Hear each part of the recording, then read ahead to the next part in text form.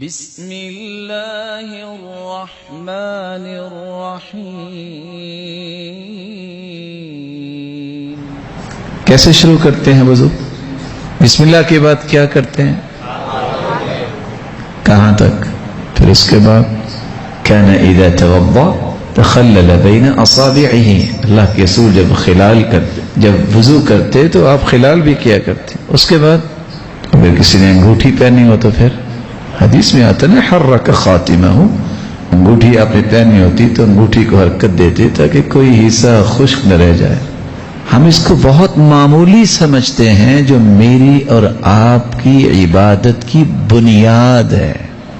ہاتھ دھونے کے بعد آپ 3 مرتبہ کلی کرتے ہیں، اور بخاری مسلم کی روایت کو اگر دیکھا جائے تو اس میں تو یہ لفظ ہے ثم تمضمض واستنشق من غرفة واحدة، ایک ہی چلو سے کلی بھی کرنی ہے اور کچھ پانی ناک میں چڑھانا ہے۔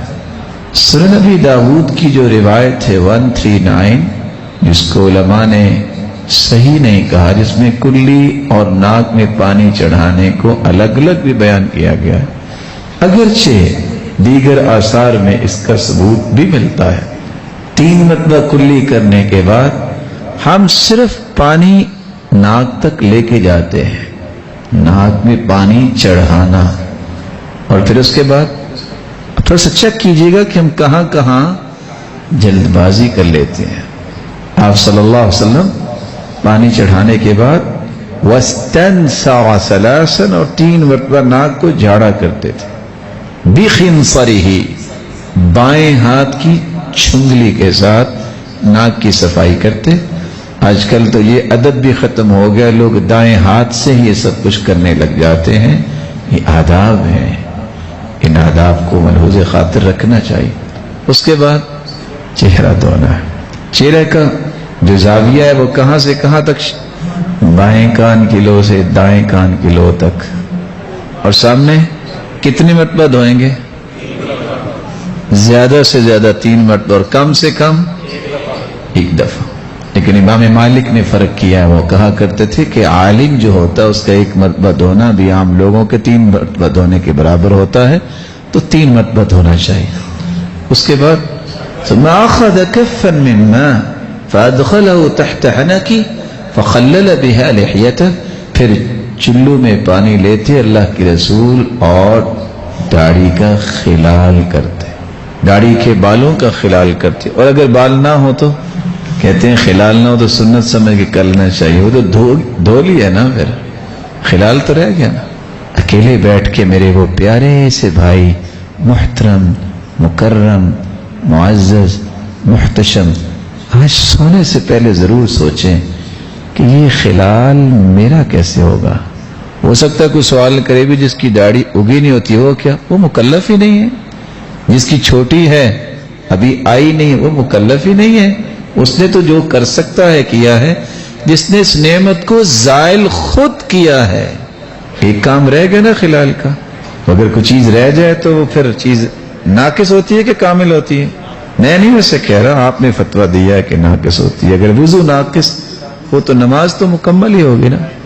ماشاءاللہ کہتے ہیں نہیں، ضرور سوچئے گا میرے وہ پیارے بھائی جن کو اللہ کے رسول کے چہرہ یاد نہیں ہے، شاید میں ان کو یاد کروا دوں۔ اللہ کے رسول صلی اللہ علیہ وسلم کی داڑھی کے بال گھنے تھے، اور آپ کی داڑھی کے بال زیادہ تھے، اور آپ نے حکم دیا ہے کہ ان کو لٹکاؤ، ان کو وافر کرو، ان کو معاف کر دو۔ یہ بھی سوچئے گا کہ ہم نے مانا کہ نہیں مانا۔ خلال کے بعد کونیوں تک دایاں ہاتھ، پھر بایاں ہاتھ، اور اس کے بعد سر کا مسح کہاں سے شروع ہوگا؟ بدأ بمقدم رأسه ثم ذهب بهما إلى قفاه ثم ردهما إلى المكان الذي بدأ منه، شروع سے لے کے آخر تک دونوں ہاتھ لے جائیں، گدی تک، پھر اس کو واپس جو ہے جہاں سے شروع کیا تھا وہاں تک لے آئیں۔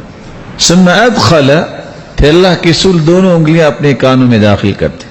اگر آپ زحمت محسوس نہ کرے تو چیک کر لیں کہ کیسے مسح کرتے ہیں، ادھر کر کے دکھائیے۔ دیکھیے انگلیاں جہاں جہاں آپ گھمائیں گے اللہ نے اسی طرح راستہ بنایا ہوا ہے، اور نیچے سے انگوٹھا جو ہے اس کو کان کے اوپر سے لا کے الی صدغین کان پٹی تک یہ مسح کرنا. وہ پانی جو آپ نے سر کے لیے لیا اسی پانی سے آپ کانوں کا مسح کریں گے. کانوں کے لیے الگ سے پانی نہیں لیا جاتا. الاذنان من الراس، دونوں کان سر کا حصہ ہے. یہ نہ ہو کہ 2-4 مرتبہ اگر وضو کر کے پانی لے کے پانی جو ہے وہ کان میں ڈال بیٹھے اور سیدھا ڈاکٹر صاحب کے پاس پہنچے ہیں. شریعت نے اس وقت ہی کہہ دیا الاذنان من الراس، کان سر کا حصہ. کچھ لوگ نہ جانے اس طرح بھی کرتے نظر آتے ہیں جس کا شریعت میں کوئی بھی ثبوت نہیں ہے. اس کے بعد دایاں پاؤں اور پھر اس کی انگلیوں کا خلال بھی کرتے ہیں. پاؤں کو دھوتے وقت ایک بات کا اضافہ بھی کرتے ہیں. اللہ کے رسول اپنے ہاتھ سے اچھی طریقے سے پاؤں کو ملا بھی کرتے، رگڑا بھی کرتے.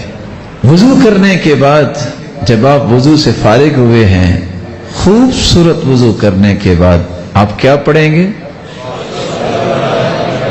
کچھ لوگ آسمان کی طرف دیکھتے ہیں، کچھ لوگ انگلی اٹھاتے ہیں.